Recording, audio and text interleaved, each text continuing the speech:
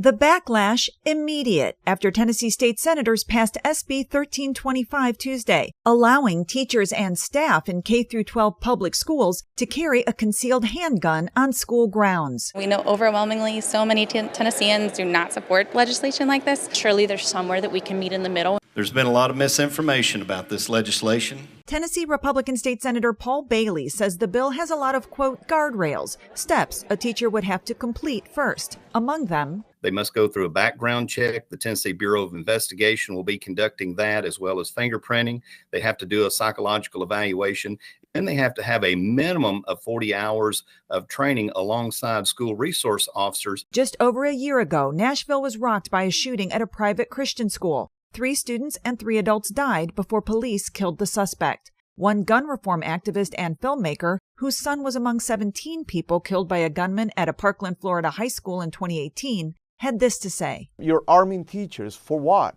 Now you're going to have more guns inside a school. How is that going to help? We need to put less guns outside there, but we also need to create awareness. Teachers and faculty and administrators don't think that it's in the best interest of their school. They don't have to implement this policy. The bill still has to pass in Tennessee's House before the governor could sign it into law. I'm Laura Aguirre reporting. The shouts that came after Lieutenant Governor Randy McNally ordered everyone to clear the Senate gallery Tuesday came after lawmakers unveiled more details about a bill to arm school employees. Are parents notified if a teacher in their child's school is carrying a weapon? Senator Bailey to respond. Thank you, Mr. Speaker. That information is kept confidential. Senator Paul Bailey, the Senate sponsor of the bill, says only 3 people would know who has a gun in a school.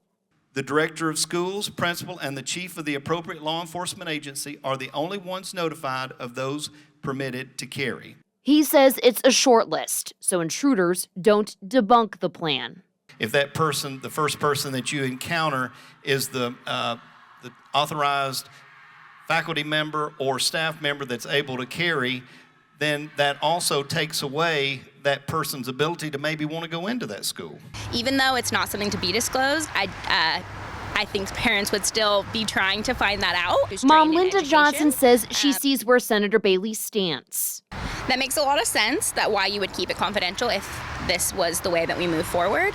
But again, that's a lot to put on teachers. However, as a former educator herself, she fears what this could do to them.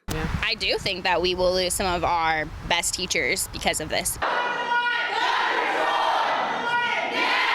While many in the Senate gallery do not believe confidentiality is key, Senator Bailey says he spoke with the right sources to make sure this bill is thought out.